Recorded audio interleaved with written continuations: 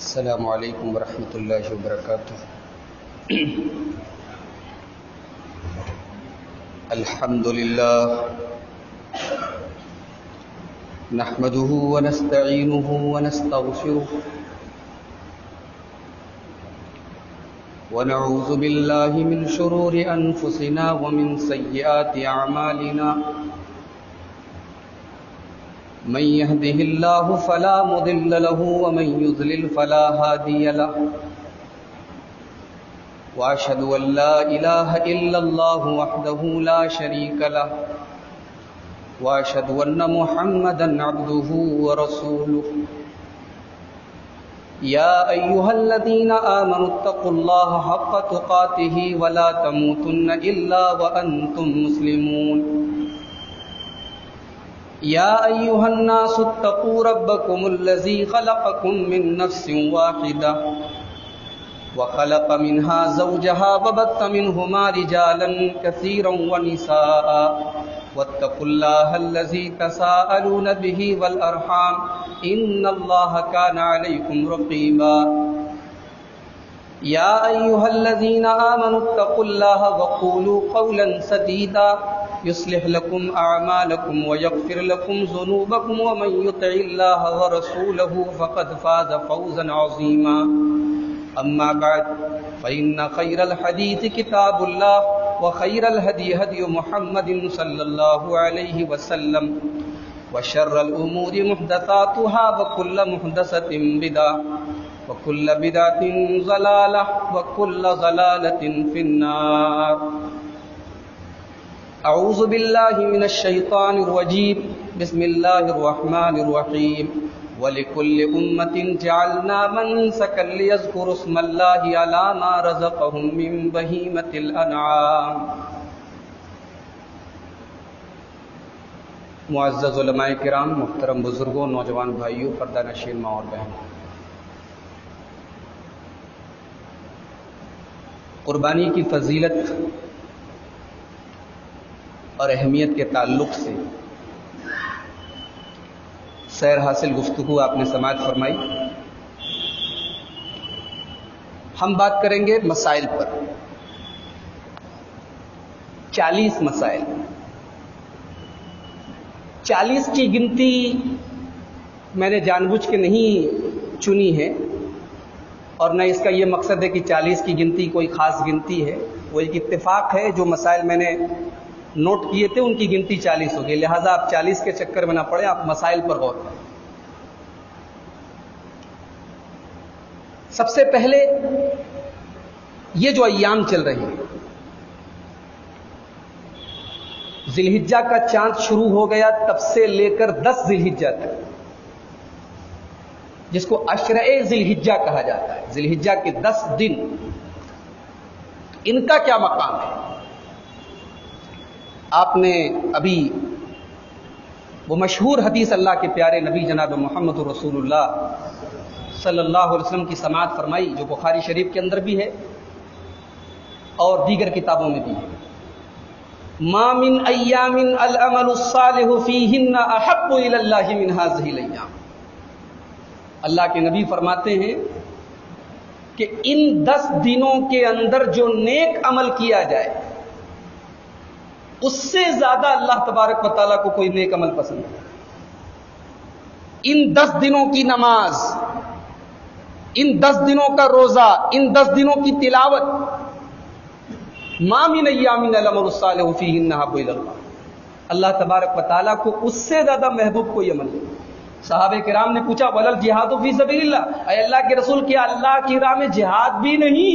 آپ نے فرمایا وَلَا الْجِهَادُ فِي سَبِيلِ اللَّهِ، اللہ کی راہ میں جہاد بھی نہیں۔ اس سے بھی بڑی اہمیت ہے اس 10 دن کی نیکی۔ ہم لوگ تو بینیا باغ کے چکر میں ہی 10 دن کاٹ دیتے ہیں، جانور لا رہے ہیں، کھلا رہے ہیں، پلا رہے، بس سمجھ رہے ہوگی ساری نیکی۔ اللہ کے بندو، جیسے رمضان کی ہم قدر کرتے ہیں، جیسے رمضان کے آخری عشرے کی قدر کرتے ہیں، ویسے ان 10 دنوں کی قدر کرو۔ اللہ نے قسم کھائی ہے ان 10 دنوں کی۔ والفجر ولیال عشر، قسم ہے فجر کی اور قسم ہے 10 راتوں کی۔ علامہ ابن کثیر رحمۃ اللہ علیہ نے کہا ہے کہ صحیح تفسیر یہی ہے کہ یہاں 10 راتوں سے مراد ذی الحجہ کی 10 راتیں۔ دوسرا مسئلہ، جو آدمی قربانی کرنے کا ارادہ کرے اس کو یہ حکم دیا گیا ہے کہ وہ اپنے بال اور ناخن نہ کاٹے۔ مسلم شریف کی روایت حضرت ام سلمہ رضی اللہ تعالیٰ عنہ کہتی ہیں اذا رأيتم هلال ذي الحجة واراد احدكم ان يضحي فليمسك عن شعره واظفاره، کہتے ہیں کہ اللہ کے پیارے نبی نے فرمایا جب تم ذی الحجہ کا چاند دیکھ لو اور تم میں سے کوئی آدمی قربانی کرنے کا ارادہ کرے تو اپنے بال اور ناخن کاٹنے سے باز آ جائے، بال اور ناخن نہ کاٹے۔ بال میں تمام بال آ گئے اور ناخن بھی آپ کو نہیں کاٹنا ہے۔ یہ حکم کس کے لیے ہے؟ جو قربانی کرے۔ اچھا، اب مان لیجئے قربانی تو کرنے والا گھر کا گارجین کر رہا ہے، لیکن کر رہا ہے سب کی طرف سے، تو کیا سب کو بال اور ناخن نہیں کاٹنا ہے؟ ضروری جو ہے وہ اس آدمی کے لیے ہے جو قربانی کرے۔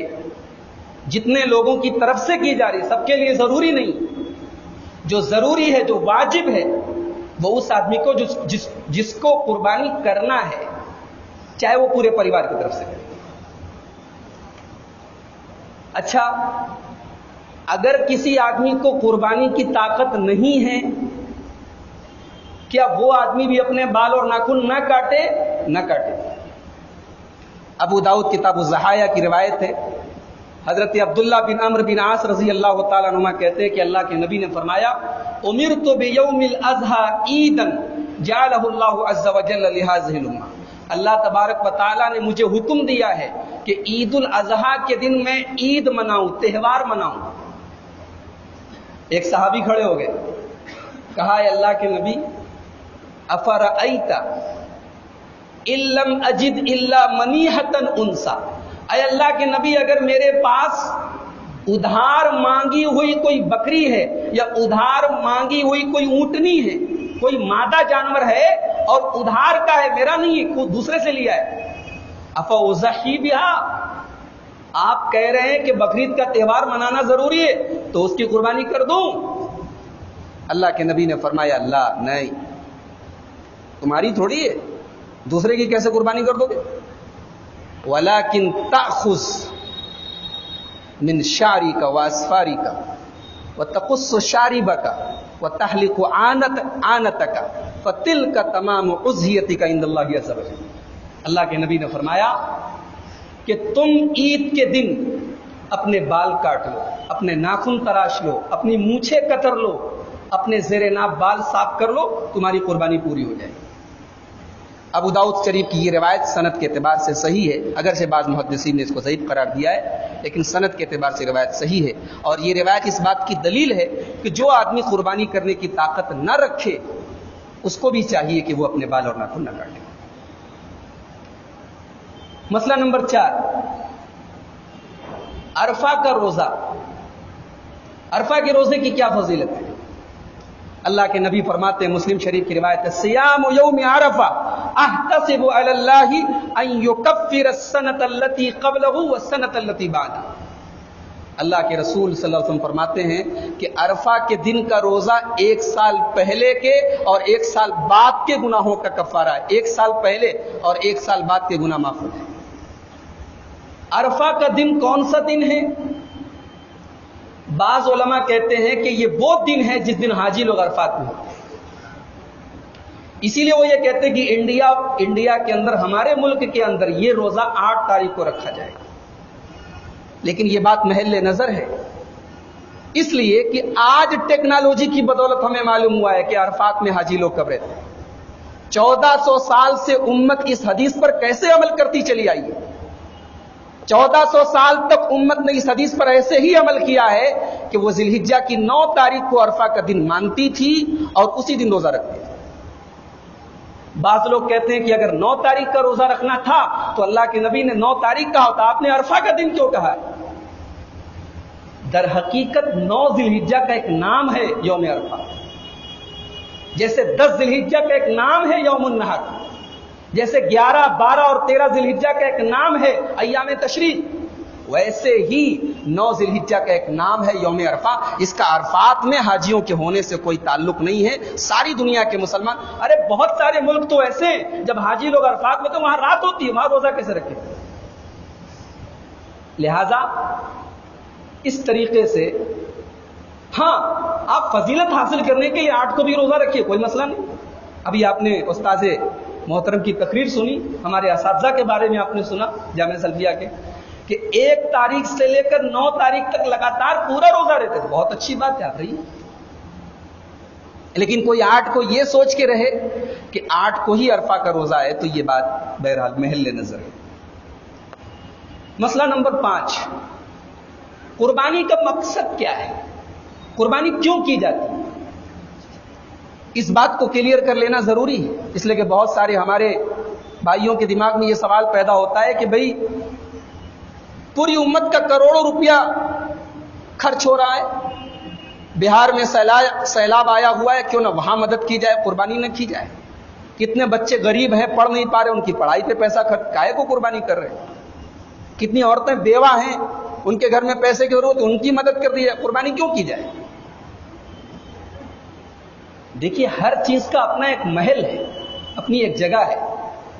قربانی کی اپنی ایک جگہ ہے، غریب کی مدد کرنے کی اپنی ایک جگہ ہے۔ ہم قربانی میں کٹوتی کر کے کیوں غریب کی مدد کریں؟ قربانی کو کیوں ختم کریں؟ قربانی کا مقصد کیا ہے، اس کو سمجھیے۔ قربانی کا سب سے پہلا مقصد یہ ہے کہ قربانی ہمیں اللہ سے قریب کرتی ہے۔ اِنَّا أَعْطَيْنَاكَ الْكَوْثَرَ فَصَلِّ لِرَبِّكَ وَانْحَرْ، اے نبی اپنے رب کے لیے نماز پڑھو اور اپنے رب کے لیے قربانی کرو۔ تو قربانی رب سے قریب کرتی ہے۔ قُلْ إِنَّ صَلَاتِي وَنُسُكِي وَمَحْيَايَ وَمَمَاتِي لِلَّهِ رَبِّ الْعَالَمِينَ، اے نبی آپ کہہ دیجئے میری نماز، میری قربانی، میرا جینا، میرا مرنا سب اللہ ہے۔ تو قربانی کا پہلا مقصد یہ اللہ سے قریب کرتے ہیں۔ دوسرا مقصد یہ ہمارے جد امجد سیدنا ابراہیم علیہ الصلوۃ والسلام کی سنت کی یادگار ہے۔ جب ہمارے جد امجد حضرت ابراہیم علیہ السلام اپنے لخت جگر اسماعیل کی گردن پر چھری چلا رہے تھے، اس وقت اللہ کی طرف سے آواز آئی، وَنَادَيْنَاهُ أَن يَا إِبْرَاهِيمُ قد صدقت الرؤيا إنا كذلك نجزي المحسنين إن هذا لهو البلاء المبين وفديناه بذبح عظيم وتركنا عليه في الآخرين۔ اللہ نے کہا ابراہیم بس رک جاؤ، تم نے اپنا خواب پورا کر دکھایا، اللہ کا امتحان میں تم کھڑے اترے، اور ہم نیک لوگوں کو ایسے ہی بدلہ دیتے ہیں۔ اے ابراہیم یہ بہت بڑا امتحان تھا، وَفَدَيْنَاهُ بِذِبْحٍ عَظِيمٍ، اور اس قربانی کے بدلے ہم تمہیں ایک عظیم ذبیحہ عطا فرماتے ہیں، وَتَرَكْنَا عَلَيْهِ فِي الْآخِرِينَ، اور بعد والوں میں تمہاری سنت کو باقی رکھتے ہیں۔ وہ دن ہے اور آج کا دن ہے، ابراہیم علیہ السلام کی وہ سنت آج بھی برقرار ہے۔ قربانی کا چوتھا مقصد، بہت سارے غریب ہیں، مسکین ہیں، بیچاروں کے گھر میں کبھی سوچ نہیں سکتے کہ ان کے گھر میں بھی بکرا کا گوشت بنے۔ کتنے ایسے کہ گوشت کے لیے ترستے، کھانے کے لیے ترستے۔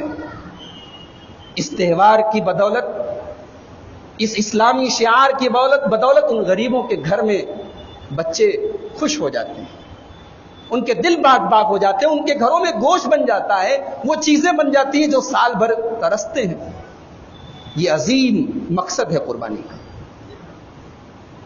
اور قربانی کا ایک اور مقصد ہے کہ یہ جو جانور ہیں، گائے ہے، بیل ہے، اونٹ ہے، اونٹنی ہے، بکرا ہے، بکری ہے، بھیڑ ہے، بھیڑی ہے، اللہ نے یہ جانور کیوں بنائے ہیں؟ یہ ہمارے لیے بنائے۔ ان جانوروں کو اللہ تعالیٰ نے ہمارے کنٹرول میں بنایا ہے کہ ہم ان کی قربانی کر دیتے ہیں، تو ہم قربانی کر کے اللہ کی اس نعمت کا شکر ادا کرتے ہیں۔ یہ جانور ہماری خوراک بنا کر اللہ تبارک و تعالیٰ نے پیدا کی۔ اور قربانی کا ایک مقصد یہ بھی ہے کہ سال بھر گھر میں گوشت بنتا ہے، لیکن ایک لمٹ ہوتی ہے۔ ایک دن ایسا بھی ہونا چاہیے کہ لمٹ نہ ہو، کھاؤ کتنا کھاؤ، ایک دن ایسا بھی ہونا چاہیے کہ اہل و عیال پر کشادگی کی جائے، فراخ دلی کی جائے، وسعت کی جائے کہ کھاؤ، آج تمہارے کھانے کا دن ہے، گوشت کی کمی نہیں ہے، پانی ڈال ڈال کے سالن بڑھایا جا رہا تھا، سوکھا گوشت بن رہا ہے، کھاؤ جناب علی، آج کھانے کا دن ہے۔ یہ ہے قربانی کے عظیم مقاصد۔ قربانی کا حکم کیا ہے؟ مسئلہ نمبر 6، قربانی سنت ہے، فرض ہے، کیا ہے؟ آئیے ایک حدیث دیکھتے ہیں۔ امام مسلم رحمۃ اللہ علیہ اس حدیث کو لائے ہیں۔ حضرت برا ابن عازب کہتے ہیں کہ میرے ماموں حضرت ابو بردہ ابن نیار رضی اللہ تعالیٰ عنہ نے قربانی کر لی قبل الصلاۃ، بقرعید کی نماز کے پہلے کر لی۔ ان کو کچھ جلدی تھی، جیسے عیدگاہ میں کچھ لوگوں کو جلدی ہوتی، امام صاحب کا خطبہ چل رہا ہے، ابھی پورا خطبہ باقی ہے، دعا باقی، ان کو جلدی مچی، اٹھے جا رہے، بھاگے جا رہے۔ ارے اللہ کے بندو، سال میں یہ اکلوتا موقع ہوتا ہے، ہزاروں کا مجمع بیٹھا ہے، امام کی دعا پہ آمین کہی جا رہی، اس دعا کو حاصل کرنے کے لیے اللہ کے نبی نے کہا کہ ناپاکی کے عالم میں، حالت حیض میں بھی عورتوں کو لے جاؤ، یہ دعا نہ چھوٹے۔ اور ہم اتنے بڑے بد نصیب ہیں، ہم کو کلیجی کھانے کی اتنی جلدی مچی، بھاگے جا رہے۔ حضرت ابو بردہ ابن نیار رضی اللہ تعالیٰ عنہ نے عید کی نماز کے پہلے قربانی کر لی۔ اللہ کے نبی نے فرمایا تل کا شاۃ لحم، یہ گوشت کی بکری ہے۔ کیا مطلب؟ قربانی نہیں ہوئی تمہاری؟ اچھا، وہاں قربانی عیدگاہ میں ہی شروع ہو جاتی، تو اللہ کے نبی نے فرمایا کہ تل کا شاۃ لحم، یہ گوشت کی بکری ہے، یہ قربانی کی بکری نہیں ہے، قربانی نہیں ہوئی تمہاری۔ حضرت ابو بردہ نے کہا اے اللہ کے رسول، ان عندی جزعۃ من المعز، اے اللہ کے نبی میرے پاس 1 سال کا بکری کا بچہ ہے، 1 سال کا ہے، یعنی ابھی دتا نہیں ہے۔ شریعت نے قربانی کے جانور کے لیے دتا ہونا شرط بتایا، کہا 1 سال کا ہو گیا، جزا ہے۔ اے اللہ کے نبی کیا میں اس کی قربانی کر دوں؟ اب یہ تو کر چکا میں، اور آپ کہہ رہے ہیں کہ اس کی قربانی تو نہیں ہوئی، میرے پاس ایک دوسرا بچہ ہے 1 سال کا، میں اس کی کر دوں؟ آپ نے فرمایا ضحی بہا، کر دو۔ آپ نے فرمایا کر دو، ولا تصلح لغیرک، لیکن یاد رکھو یہ تمہارے لیے اسپیشل ہے یہ مسئلہ، اب کسی اور کے لیے یہ حکم نہیں ہے کہ وہ 1 سال کے بکرے کی قربانی کرتے ہیں۔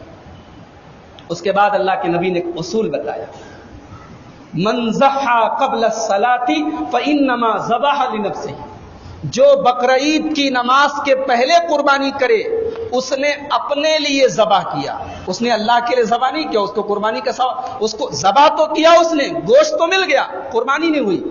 ومن ذبح بعد الصلاة، اور جس نے بقرعید کی نماز کے بعد قربانی کی، فقد تم نسکہ، تو اس کی قربانی پوری ہو گئی، واصاب سنت المسلمین، اور اس نے مسلمانوں کی سنت کو پورا کیا۔ یہاں اللہ کے نبی نے قربانی کو سنت قرار دیا ہے، اس سے معلوم ہوا کہ قربانی سنت ہے۔ لیکن کیسی سنت ہے؟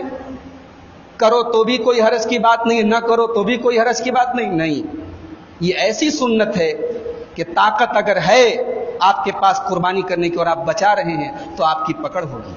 اللہ کے پیارے نبی فرماتے ہیں، ابن ماجہ کی روایت ہے، من کان له سعۃ ولم یضحی فلا یقربن مصلانا، جس کو طاقت ہے اور وہ قربانی نہ کرے وہ ہمارے عیدگاہ کے قریب نہ آئے۔ نماز پڑھ رہے ہو بقرعید کی اور قربانی کی طاقت ہے، قربانی نہیں کر رہے ہو، اللہ کے نبی نے وارننگ دی، قریب نہ آئے ہماری عیدگاہ۔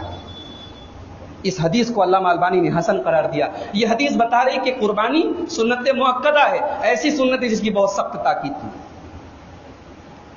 مسئلہ نمبر 7، پیسہ نہیں آدمی کے پاس، قرضہ لے کے قربانی کر سکتا ہے؟ شوق ہے، قربانی کرنے کا جذبہ ہے، کیا کرے وہ؟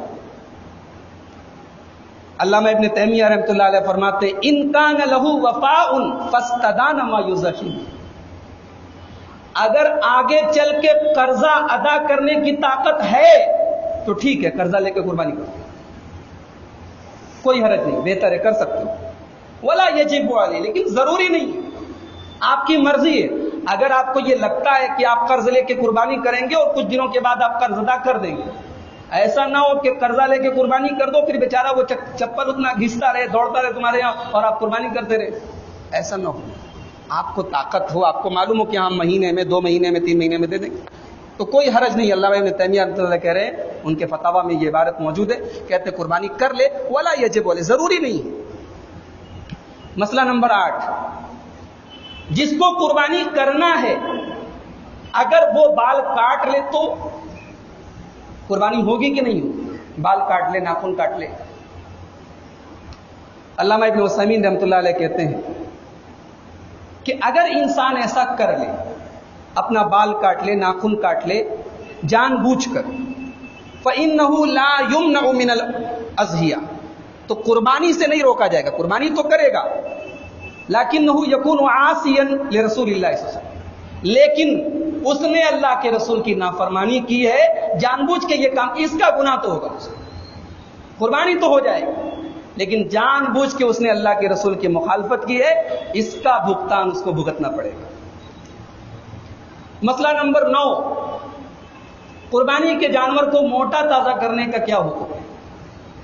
ایک حدیث ہے, یہ مسند فردوس ایک حدیث کی کتاب, اس کے اندر یہ حدیث ہے. حدیث کے الفاظ ہیں, استفرحوا ضحایاکم, اپنی قربانی کے جانور کو موٹا تازہ کرو, فإنها متاعکم علی الصراط, اس لیے کہ پل صراط پہ سواری کا کام کریں گے. لیکن یہ حدیث سخت ضعیف ہے. اس حدیث کو بنیاد بنا کے اگر ہم لوگ جانور لا کے جو ہے 10 دن پہلے 20 دن پہلے کو موٹا تازہ کرنے کی پل صراط پہ سواری کریں گے تو یہ حدیث صحیح نہیں ہے. لیکن ہاں, قربانی کا جانور موٹا تازہ کرنا چاہیے, اور خریدتے ٹائم بھی تھوڑا تگڑا جانور لینا چاہیے. کیوں؟ اس لیے کہ قربانی اللہ تبارک و تعالیٰ کا شعار ہے, اور اللہ نے قرآن میں فرمایا وَمَن يُعَظِّمْ شَعَائِرَ اللَّهِ فَإِنَّهَا مِن تَقْوَى الْقُلُوبِ, اللہ تبارک و تعالیٰ کی اس نشانی کو اگر ہم بڑا کرتے ہیں, اس کو اونچا کرتے ہیں, تو یہ دل کے تقوی کی نشانی. تو جہاں تک ممکن ہو موٹے تازے جانور کی قربانی کریں. مسئلہ نمبر 10, کون کون سے جانوروں کی قربانی جائز نہیں ہے؟ حضرت عبید ابن فیروز کہتے ہیں, یہ تابعی ہیں, یہ کہتے ہیں کہ میں نے صحابی رسول حضرت برا ابن عازب سے پوچھا کہ ما لا یجوز فی الاضاحی, کون سے جانوروں کی قربانی جائز نہیں ہے؟ تو حضرت برا کہتے ہیں کہ اللہ کے رسول صلی اللہ علیہ وسلم ہمارے بیچ میں کھڑے ہوئے اور آپ نے انگلی سے اشارہ کیا, اربع لا تجوز فی الاضاحی, اللہ کے نبی نے اشارہ کیا اپنی انگلی سے ایسے کہ 4 جانوروں کی قربانی جائز نہیں ہے. اچھا, صحابی کا ادب دیکھو, صحابی حدیث بیان کر رہے ہیں تو جیسے نبی نے اشارہ کیا ویسے خود بھی اشارہ کر, لیکن اشارہ کر کے کہہ رہے ہیں وَأَصَابِعِ أَقْصَرُ مِنْ أَصَابِعِ, دیکھو میں اشارہ تو کر رہا ہوں لیکن اللہ کے نبی کی انگلی اور بڑی بڑی تھی, میری انگلی چھوٹی چھوٹی, میری انگلی اتنی بڑی بڑی نہیں ہے, اللہ کے رسول کی انگلی اور بڑی بڑی تھی. اللہ کے رسول نے کیا احتیاط کرتے تھے صحابہ, کتنی میموری تھی ان کی کہ نبی نے جو بات کہی ہے جیسے اشارہ کیا ہے ایسا ہی اشارہ بھی بیان کیا. تو 4 جانوروں کی قربانی جائز نہیں ہے. کون سے 4 جانور؟ الاوراء بین ابرها, ایسا کانا جانور جس کا کانا پن بالکل واضح ہو, لگ رہا ہے کہ ہاں یہ کانا ہے, اس کی ایک آنکھ بیکار ہے, ایسے جانور کی قربانی نہیں کر سکتے. والمریضۃ بین مرضها, اور بیمار ہے, بھوسی نہیں کھا رہا ہے, کچھ کھا نہیں رہا ہے, چل نہیں رہا ہے, اور ہم سستا کے چکر میں خرید کے لا رہے ہیں, نہیں لانا ایسا جانور. جس کی بیماری بالکل واضح لگ رہا ہے دیکھنے کی بیمار ہے, اس کو نہیں لانا. اور والارجاء بین ضلعها, لنگڑا ہے, ایک ٹانگ کا لنگڑا ہے اور بالکل صاف پتہ چل رہا ہے کہ لنگڑا ہے, ایک ٹانگ اس کی اٹھی ہوئی ہے, لگ رہا ہے کہ لنگڑا ہے, نہیں خریدنا ایسا جانور. والکثیر التی لا تنقی, اور اللہ کے نبی فرماتے کہ اتنا دبلا پتلا جانور بھی نہیں لانا, لا تنقی, جس کے اندر کچھ ہو ہی نہ, اس کے اندر کچھ نکلے ہی نہ, بالکل ہڈی ہو, ہڈیارا ہو, ایسا جانور نہیں لانا. تو حضرت عبید ابن فیروز کہتے ہیں میں نے کہا حضرت برا سے کہ اے صحابی رسول, میری تو اپنی حالت یہ ہے کہ میں جانور قربانی کا اگر لینے جاؤں اور اس کا دانت بھی اگر ٹوٹا ہے تو میں نہیں لیتا, میں جانور کا دانت بھی دیکھتا ہوں, اگر ٹوٹا ہے تو نہیں لیتا. تو حضرت برا ابن عازب نے کہا ما کرہت فدع, ٹھیک ہے دانت ٹوٹا ہے تمہیں نہیں ٹھیک لگ رہا ہے مت لو, ولا تحرمہ علی حد، لیکن اس کو حرام نہیں کہہ سکتے۔ اللہ کے نبی نے اس سے ایک بات یہ معلوم ہوئی کہ چھوٹا موٹا اگر عیب ہے تو قربانی کا جانور کر سکتے ہیں قربانی، لیکن بالکل کلیئر ہے۔ اور یہ 4 عیب جو بتائے گئے، اچھا اب یہ بتاؤ کانے جانور کی قربانی نہیں کر سکتے تو اندھے کی تو ایسے بھی نہیں کر سکتے۔ اس سے بڑا اگر کوئی عیب ہے تو یقیناً نہیں کر سکتے۔ ایک ٹانگ کا لنگڑا کی جب نہیں کر سکتے تو 2 ٹانگ اگر لنگڑا رہی تو بالکل نہیں کریں گے۔ تو یہ 4 بڑے بڑے عیب ہیں، ان کی قربانی ہم نہیں کر سکتے۔ یہ ابو داؤد شریف کی روایت ہے۔ مسئلہ نمبر 11، قربانی صرف دتے جانور کی ہو، اس کے دانت، دودھ کے دانت اس نے توڑ دیے ہوں، کم سے کم 2 دانت اس کو نکل چکے۔ حضرت جابر رضی اللہ تعالیٰ عنہ کہتے ہیں، مسلم شریف کی روایت ہے، اللہ کے پیارے رسول صلی اللہ علیہ وسلم نے فرمایا لا تذبحوا الا مسنۃ، قربانی مت کرو مگر دتے جانور کی، الا ان یعثر علیکم، اگر دتا جانور نہ ملے فتذبحوا جزءا من الضأن، تو 1 سال کا بھیڑ کا بچہ کر سکتے۔ اس حدیث سے کیا معلوم ہوا کہ اگر دتا جانور نہ ملے تو 1 سال کا بھیڑ کا بچہ کر سکتے ہیں، لیکن امت کا اس بات پر اجماع ہے کہ چاہے دتا جانور مل رہا ہو تب بھی 1 سال کا اگر بھیڑ کا بچہ ہو چکا ہے تو قربانی کر سکتے ہیں۔ یہ حکم عام ہے، یہ خاص نہیں ہے کہ جب نہ ملے تب کریں گے، یہ حکم عام ہے۔ 1 سال کا بھیڑ کا بچہ کبھی بھی کر سکتے ہیں۔ مسئلہ نمبر 12، کون کون سے جانوروں کی قربانی کر سکتے ہیں؟ اللہ تعالیٰ نے سورہ انعام کی آیت نمبر 143 اور 144 میں فرمایا ثمانیۃ ازواج، قربانی کے 8 جانور ہیں، من الضأن اثنین ومن المعز اثنین، بھیڑا کا نرمادہ اور بکرے کا نرمادہ، ومن الابل اثنین ومن البقر اثنین، اونٹ کا نرمادہ اور گائے کا نرمادہ۔ یہ ٹوٹل 8 جانور ہیں جن کی ہم قربانی کر سکتے ہیں۔ مسئلہ نمبر 13، کیا بھینس کی قربانی کر سکتے ہیں؟ عربی لغت میں، عربی ڈکشنری میں بھینس کے بارے میں یہ لکھا ہوا ہے کہ الجاموس نوع من البقر، بھینس بھی گائے کی ایک قسم ہے۔ بھینس کو گائے کی ایک قسم مانا گیا ہے عرب کی کتابوں میں، لیکن ہمارا تجربہ یہ بتاتا ہے، ہمارا مشاہدہ یہ بتاتا ہے کہ گائے اور بھینس دونوں رنگ کے اعتبار سے، طبیعت کے اعتبار سے، دودھ کے اعتبار سے، گوشت کے اعتبار سے، اپنے مزاج کے اعتبار سے، ہر اعتبار سے الگ الگ ہے کہ نہیں؟ تو ہمارا مشاہدہ بتاتا ہے کہ بھینس بالکل الگ ہے، گائے بالکل الگ ہے، دونوں کے بیچ میں جفتی نہیں ہو سکتی۔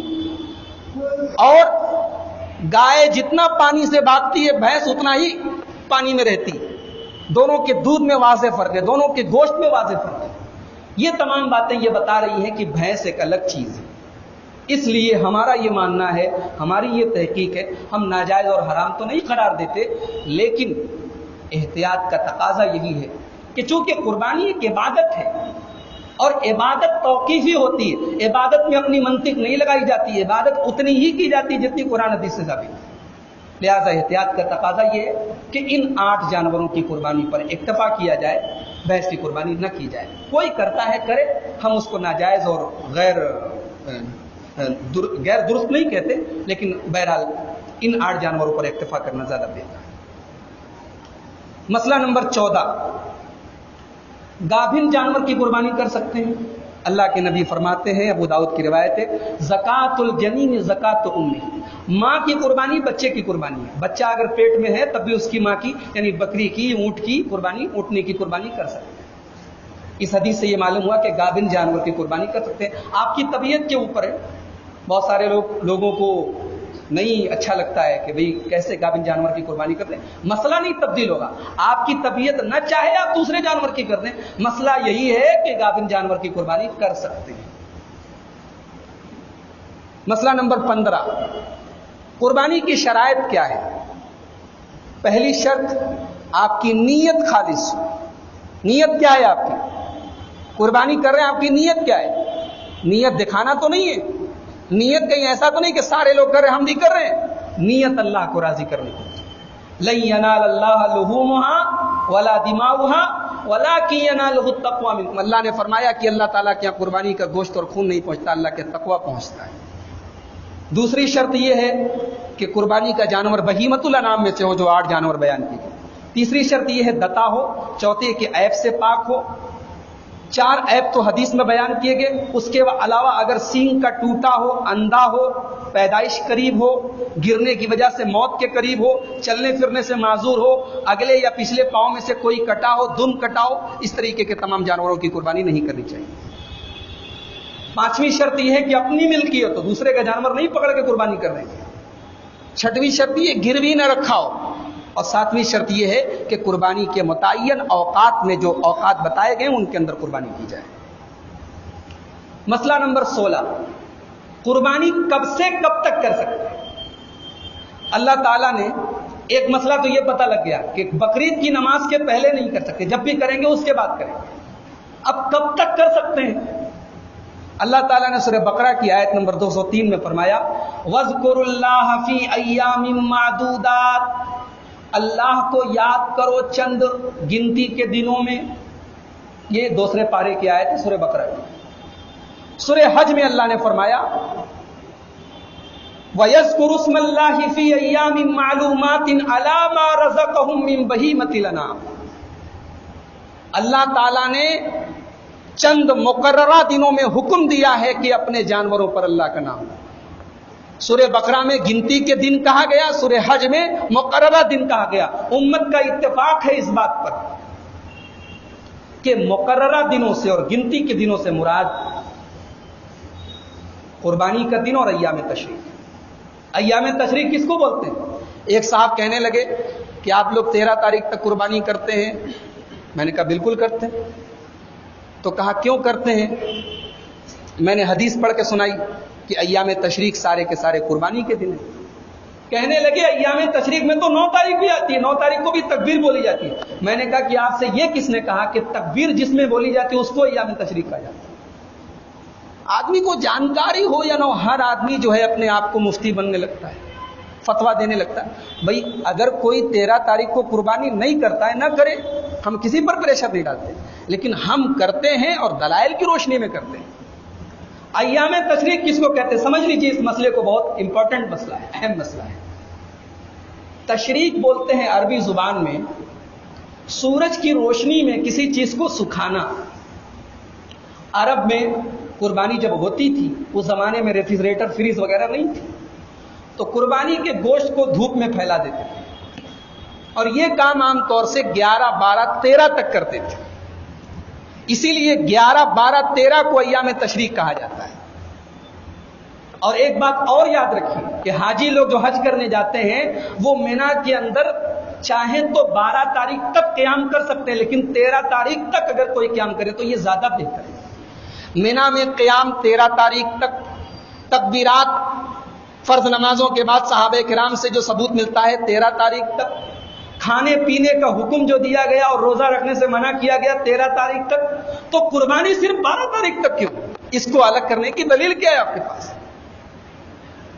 جب سارے کام 10, 11, 12, 13 کو ہو رہے ہیں اور ان سارے کاموں میں قربانی بھی شامل ہے, تو قربانی کو 12 تک اگر کوئی خاص کرتا ہے تو وہ دلیل دے. دلیل ہمیں نہیں دینا ہے, لیکن پھر بھی ہم دلیل دے دیتے ہیں.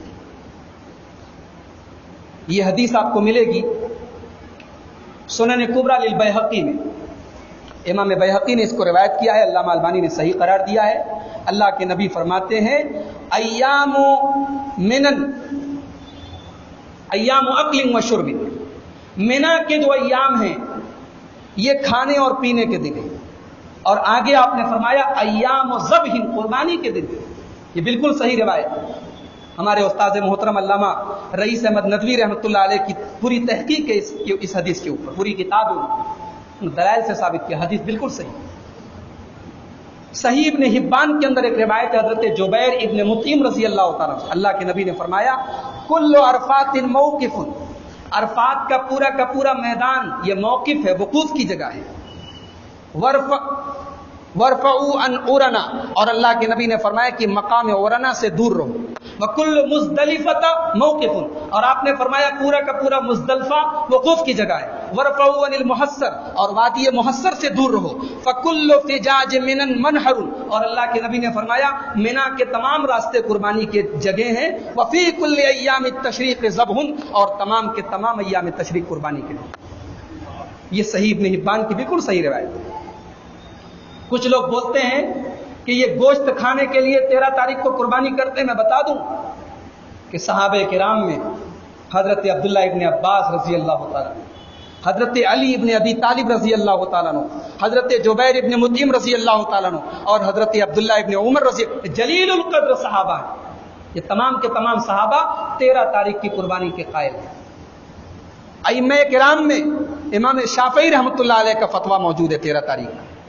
تابعین اعظام میں امام عطا ابن ابی رباح کا فتویٰ موجود ہے 13 تاریخ کو۔ اس کو آپ کسی کے آپ نہیں کرنا ہے مت کھینچ۔ زبردستی جب یہ ایام آتے ہیں بہت لوگ بحث کرتے ہیں، میرے پاس لوگ سوال لے کر آتے ہیں، مولوی صاحب 13 تاریخ کی دلیل لکھ کے دے دیجیے۔ بحث کرنے کا مسئلہ نہیں میرے بھائی، ہم یہ نہیں کہتے کہ 13 ہی کو قربانی کی جائے، قربانی 10 ذی الحجہ کو کی جائے، سب سے بہترین اور افضل دن، لیکن اجازت دی گئی ہے 13 تاریخ تک، 13 تاریخ تک کی جا سکتی۔ مسئلہ نمبر 17، قربانی کرنے کا طریقہ کیا ہے، کیسے ذبح کیا جائے، چھری کیسے چلائی جائے۔ مسلم شریف کی روایت حضرت عائشہ رضی اللہ تعالیٰ عنہ کہتی ہے کہ اللہ کے رسول نے حکم دیا، ایک سینگ دار دمبے کا حکم دیا، لایا گیا۔ کیسا دمبا تھا؟ یطو فی سواد، اس کے پیر کے پاس کا حصہ کالا تھا، وَيَبْرُكُ فِي سَوَادٍ، پیٹ کے پاس کا حصہ کالا تھا، وَيَنْظُرُ فِي سَوَادٍ، آنکھوں کے پاس کا حصہ کالا تھا۔ فَأُتِيَ بِهِ لِيُضَحِّيَ بِهِ، جانور لایا گیا قربانی کرنے کے لیے۔ اللہ کے نبی نے حضرت عائشہ سے کہا ہلم المدیا، عائشہ چھری لاؤ۔ دیکھ رہے پورا پریوار بزی ہے، قربانی اسی کو بولتے ہیں۔ مرد قربانی کرے، عورتیں چھری تیز کر رہی ہیں، عورتیں چھری لا رہی ہیں، یہ اللہ کے نبی کی سنت ہے۔ ہمارے یہاں کی عورتیں بہت ساری ہوتی ہیں، وہ تو قربانی اگر ہو رہی ہے تو جانور کو دیکھنے سے بھی ڈرتی ہے، ارے ہم نہیں دیکھ سکتے، تھوڑا ہمتی بنائیے ان کو۔ حضرت عائشہ چھری تیز کر کے لا رہی ہیں۔ پھر اللہ کے نبی نے فرمایا اشحذیھا بحجر، اے عائشہ اس چھری کو پتھر پہ رگڑ کے تیز کرو۔ ففعلت، حضرت عائشہ نے تیز کیا۔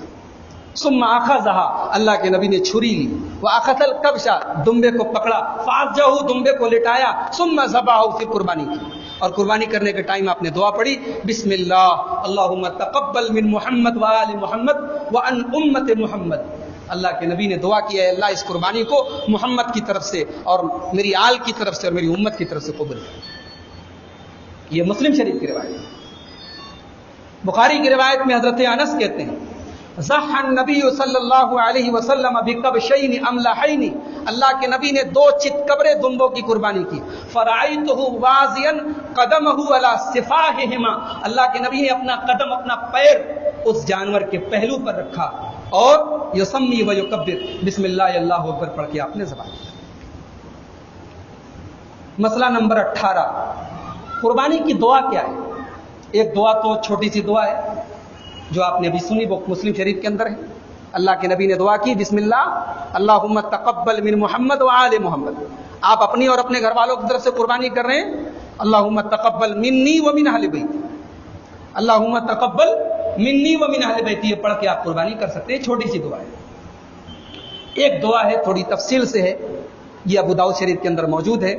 حضرت جابر رضی اللہ تعالیٰ عنہ کہتے ہیں کہ اللہ کے نبی نے قربانی کے دن 2 چتکبرے اور سینگ دار دمبے کی قربانی کی، موجعین، اور وہ دونوں جانور کھسی کیے ہوئے جانور تھے۔ پتا چلا کہ جانور کھسی کیا ہوا کرنا بھی سنت سے ثابت ہے۔ بہت سارے لوگ سمجھتے ہیں، ان کا یہ مسئلہ ہے کہ کھسی کرنے سے جانور عیبدار ہو جاتا ہے۔ اللہ کے رسول کی یہ صحیح حدیث بتا رہی ہے کہ جانور کی کھسی، بلکہ یہ تجربہ بھی بتاتا ہے کہ کھسی کرانے کے بعد جو ہے جانور کا گوشت اور ٹیسٹی اور لذیذ ہو جاتا ہے، اس کے اندر سے مہک وغیرہ نکل جاتی ہے۔ فلما وجہہما، جب اللہ کے نبی نے جانور کا چہرہ قبلہ کی طرف کیا تو آپ نے یہ دعا پڑھی، انی وجہت وجہی للذی فطر السماوات والارض علی ملت ابراہیم حنیفا وما انا من المشرکین ان صلاتی ونسکی ومحیایا ومماتی للہ رب العالمین لا شریک لہ وبذلک امرت وانا من المسلمین اللہم منک ولک وعن محمد وامتہ بسم اللہ واللہ اکبر. یہ کہہ کر اللہ کے رسول نے قربانی کی. یہ دعا بھی آپ پڑھ سکتے ہیں، یہ ابو داؤد شریف کی صحیح روایت ہے. مسئلہ نمبر 19، کیا ایک بکرا پورے گھر کی طرف سے کافی ہے؟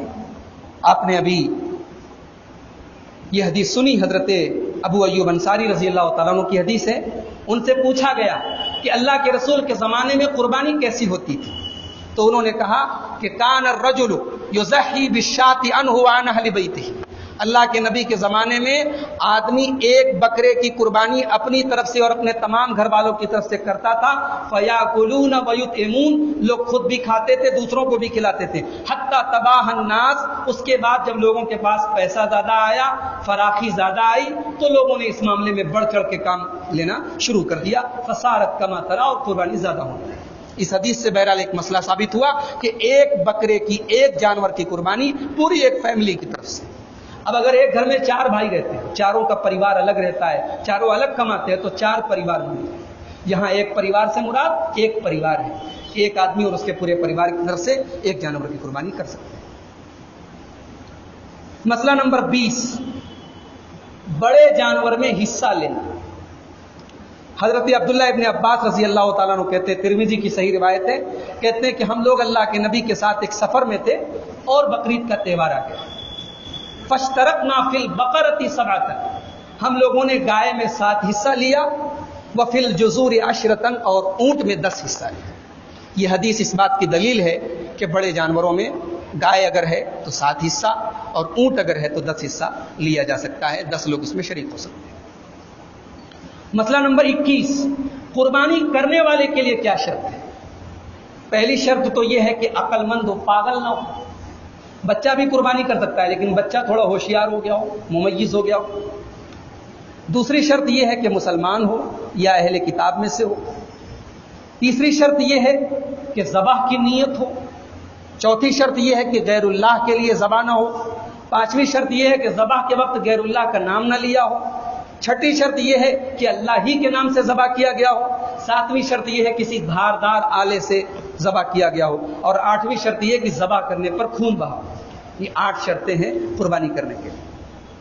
مسئلہ نمبر 22، قربانی کے کچھ آداب ہیں. آداب کا بھی لحاظ رکھنا ضروری ہے.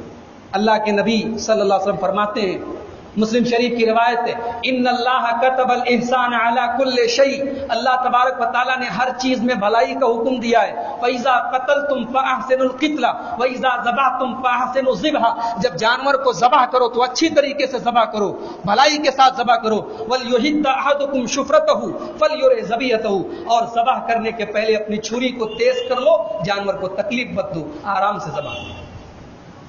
اب کچھ لوگ کیا کرتے ہیں، چھری تیز نہیں، اب چلا رہے ہیں، رگڑ رہے ہیں اس کو. یہ بہت غلط بات ہے، تکلیف کی بات ہے. چھری کو پہلے سے تیز کرو تاکہ جب جانور کی گردن پہ آپ چھری چلائیں تو ایک بار میں ساری رگیں کٹ جائیں، اس کو تکلیف نہ ہو. حضرت عبداللہ ابن عباس رضی اللہ تعالیٰ عنہ کہتے ہیں، اللہ کے نبی کا گزر ہوا ایک آدمی کے پاس سے، وہ اپنے جانور کے اوپر پیر رکھ کے چھری کو تیز، جانور بیچارہ دیکھ رہا ہے، تک رہا ہے، اور وہ چھری تیز کر رہا ہے. اللہ کے نبی نے فرمایا، افلا قبل ھذا، یہ کام پہلے کیوں نہیں کر لیا؟ جانور کے پہلو پر پیر رکھ کے تم چھری تیز کر رہے ہو. اللہ کے نبی نے فرمایا، اتريد ان تمیتھا موتتین، کیا 2 بار اس کو مارنا چاہتے ہو؟ یہ کام پہلے کرنا چاہیے. مسئلہ نمبر 23، کیا عورت قربانی کر سکتی ہے؟ عورت چھری چلا سکتی ہے؟ بخاری کی روایت حضرت کعب بن مالک رضی اللہ تعالیٰ عنہ کی ایک لونڈی تھی، یہ بکری چراتی تھی. ایک مرتبہ بکری چرانے گئی تو ایک بکری بیمار ہو گئی، اور اتنی بیمار ہو گئی کہ مرنے کی کگار پہ پہنچ گئی. فذبحتھا، اس لونڈی نے اس جانور کو ذبح کیا، بکری کو ذبح کیا پتھر سے. وہاں سے پتھر اٹھایا، دھاردار پتھر، اور پتھر سے ذبح کر دیا. جب یہ معاملہ اللہ کے نبی کے پاس آیا اور پوچھا کہ اے اللہ کے نبی اس لونڈی نے اس عورت نے قربانی کی ذبح کیا ہے جانور کو, ہم لوگ کھا سکتے ہیں کہ نہیں؟ اللہ کے نبی نے فرمایا کلوہا, کھا سکتے ہیں. یہ حدیث اس بات کی دلیل ہے کہ عورت جب ذبح کر سکتی ہے تو قربانی بھی کر سکتی ہے. مسئلہ نمبر 24, قربانی کے گوشت کا کیا کیا ہے؟ بعض لوگ کہتے ہیں کہ قربانی کے گوشت کا 3 حصہ کر دیا جائے. ایک حصہ کھایا جائے, ایک حصہ رشتہ داروں کو دیا جائے, اور ایک حصہ غریبوں میں بانٹا جائے. دیکھیے یہ 3 حصہ کرنا تو ضروری نہیں ہے, لیکن بہرحال خود بھی کھانا چاہیے, رشتہ داروں کو بھی کھلانا چاہیے, اور غریبوں کو بھی بانٹنا چاہیے. اللہ تعالیٰ نے قرآن میں فرمایا فَكُلُوا مِنْهَا وَأَطْعِمُوا الْبَائِسَ الْفَقِيرَ, قربانی کا گوشت خود بھی کھاؤ اور غریب اور محتاج کو بھی کھلاؤ. اور اللہ کے نبی کی حدیث ہے کُلُوا وَادَّخِرُوا وَتَصَدَّقُوا, قربانی کا گوشت کھاؤ, صدقہ کرو اور جٹا لو, ذخیرہ کر لو. تو قربانی کا گوشت رکھ بھی سکتے ہیں 1 مہینے تک, جب تک آپ رکھ سکتے ہیں, کھا بھی سکتے ہیں, دوسروں کو بانٹ بھی سکتے ہیں. مسئلہ نمبر 21, کیا قربانی کا گوشت غیر مسلم کو دے سکتے ہیں؟ دے سکتے ہیں. ایسی کوئی دلیل موجود نہیں ہے کہ قربانی کا گوشت صرف مسلمان کو دیا جائے, غیر مسلم کو نہ دیا جائے. اللہ تعالیٰ نے قرآن میں فرمایا لا ينهاكم الله عن الذين لم يقاتلوكم في الدين ولم يخرجوكم من دياركم ان تبروهم, جو غیر مسلم اچھے ہیں, تمہارے ساتھ ظلم نہیں کرتے, زیادتی نہیں کرتے, اچھے ہیں, ان کے ساتھ بھلائی کرنے میں کوئی حرج کی بات نہیں. لیکن اگر کوئی غیر مسلم ایسا ہے, آپ کو پتا ہے کہ ہم گوشت دیں گے تو شراب کے ساتھ پیے گا, شراب بھی پیے گا ساتھ میں, ایسے غیر مسلم کو گوشت نہیں دینا چاہیے.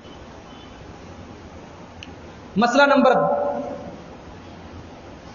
26, قربانی کے چمڑے کا کیا کیا جائے؟ اللہ کے نبی نے منع کیا ہے کہ قربانی کے چمڑے کو بیچا نہ جائے, یعنی آپ نہ بیچیں, آپ بیچ کے فائدہ نہ اٹھائیں, آپ مدرسے میں دے دیں, کسی غریب کو دے دیں, وہ بیچ کے فائدہ اٹھا لے. اللہ کے نبی نے فرمایا من باع جلد اضحیتہ فلا اضحیۃ لہ, اپنی قربانی کے چمڑے کو جس نے بیچ دیا اس کی قربانی نہیں ہوگی. مسئلہ نمبر 27, کیا قربانی کا گوشت کسائی کو بطور اجرت دے سکتے ہیں؟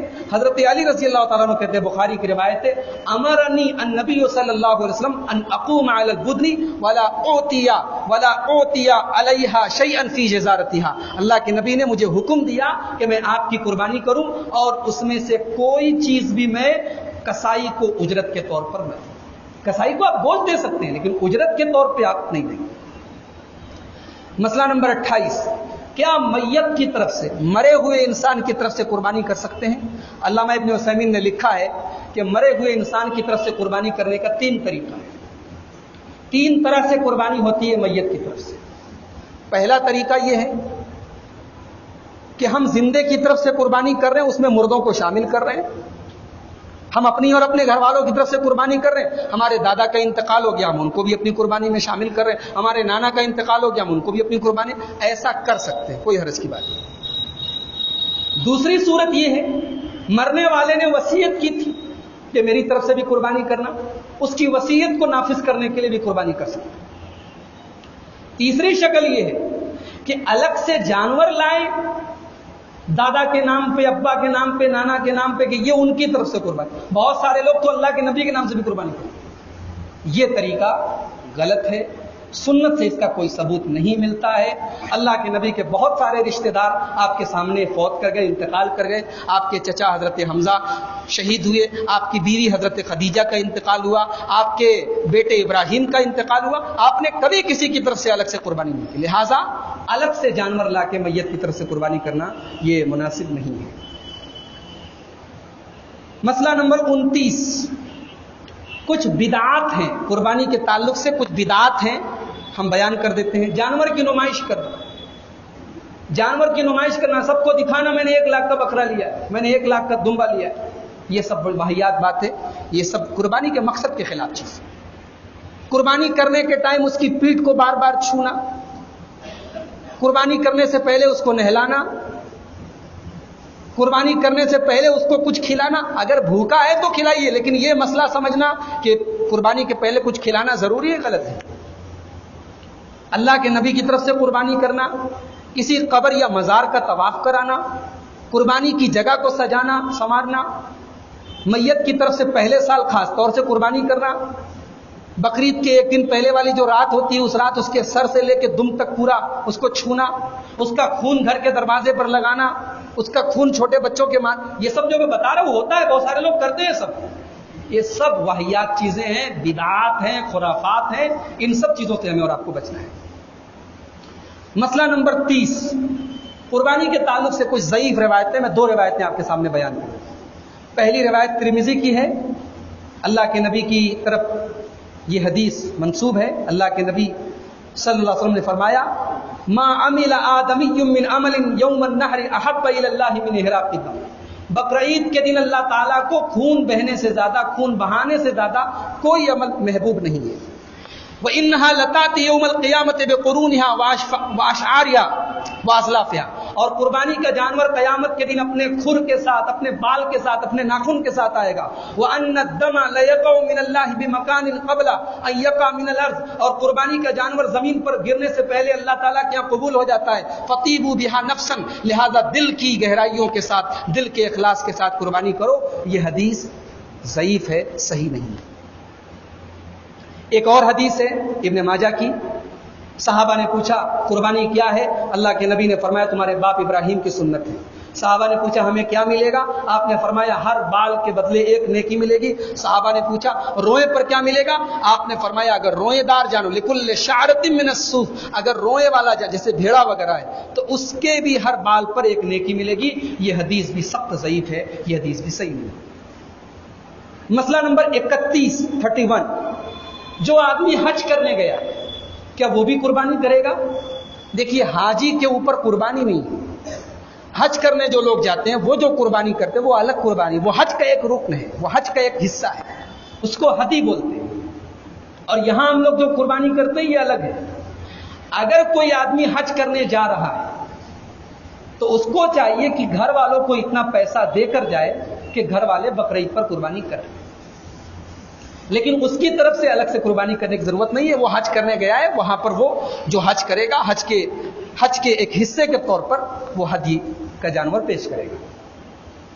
مسئلہ نمبر 32، کیا قربانی کے گوشت کو اسٹور کیا جا سکتا ہے؟ بخاری اور مسلم کی روایت ہے ایک مرتبہ اللہ کے نبی کے زمانے میں قحط پڑ گیا اور کھانے پینے کی بڑی دقت تھی. تو اس سال اللہ کے نبی نے صحابہ کو حکم دیا کہ قربانی جو آدمی کرے تو 3 دن کے بعد گوشت بچنا نہیں چاہیے. قربانی کے 3 دن کے بعد. اس حدیث سے بھی بہت سارے لوگوں نے یہ دلیل پکڑی ہے کہ 13 تاریخ کی قربانی درست نہیں ہے. اس میں 3 دن کا مطلب 12 تاریخ نہیں ہے. قربانی سے 3 دن. آپ 12 تاریخ کو قربانی کر رہے ہیں تو 12، 13، 14 تاریخ. 13 کو کر رہے ہیں تو 13، 14، 15. قربانی سے 3 دن کے بعد اللہ کے نبی نے فرمایا کہ گوشت بچنا نہیں چاہیے. اگلا سال جب آیا تو صحابہ نے کہا کہ اللہ کے نبی ہم ویسا ہی کریں جیسے پچھلے سال کیا تھا. آپ نے فرمایا نہیں، کلو واطعموا وادخروا، کھاؤ پیو اور اسٹور کرو. فإن ذلك العام كان في الناس جهد فأردت أن تعينوا فيها.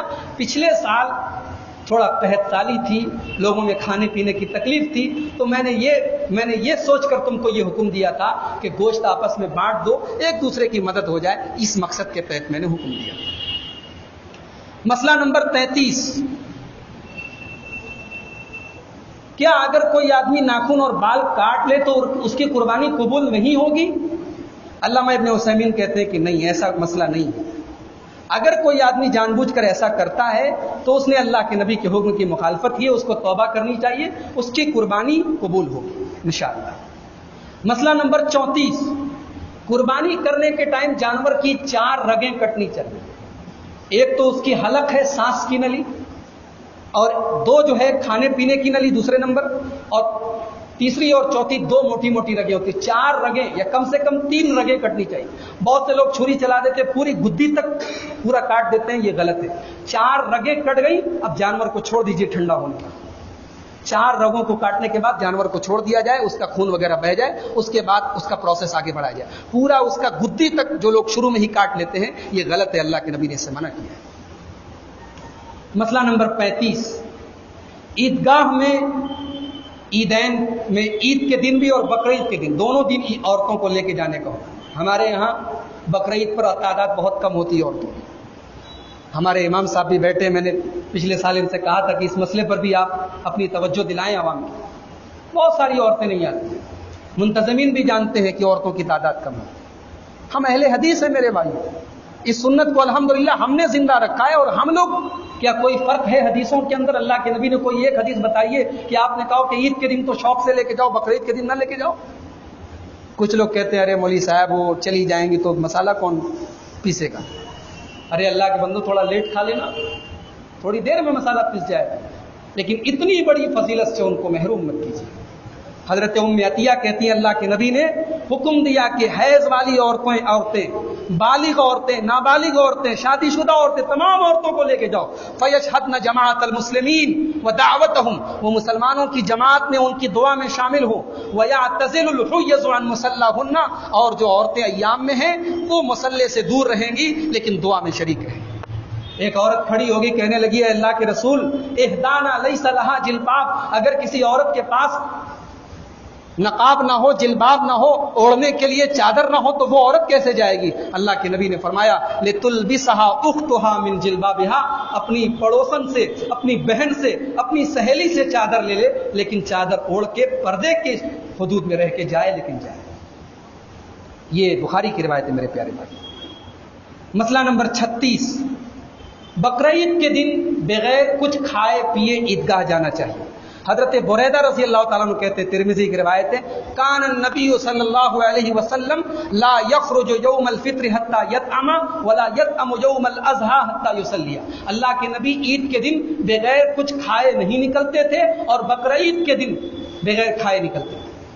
لیکن ایک مسئلہ یاد رکھیے، یہ روزہ نہیں ہے. بہت سارے لوگ اس کو روزہ سمجھتے ہیں. ابھی آج میرے پاس ایک صاحب کا فون آیا کہ کیا اس پر ایک روزے کا ثواب ملے گا؟ نہ تو یہ روزہ ہے نہ یہ روزے کا ثواب اس پر ملے گا. یہ اللہ کے رسول کی ایک سنت ہے اور ہمیں اس سنت کو زندہ رکھنا چاہیے. ہاں کوئی شوگر کا پیشنٹ ہے، زیادہ دیر تک بھوکا نہیں رہ سکتا، کچھ کھا لے پی لے. کسی کو بہت تیز بھوک لگی ہے، کچھ کھا لے پی لے. کوئی مناہی نہیں ہے، سنت ہے، مستحب ہے، افضل ہے، بہتر ہے.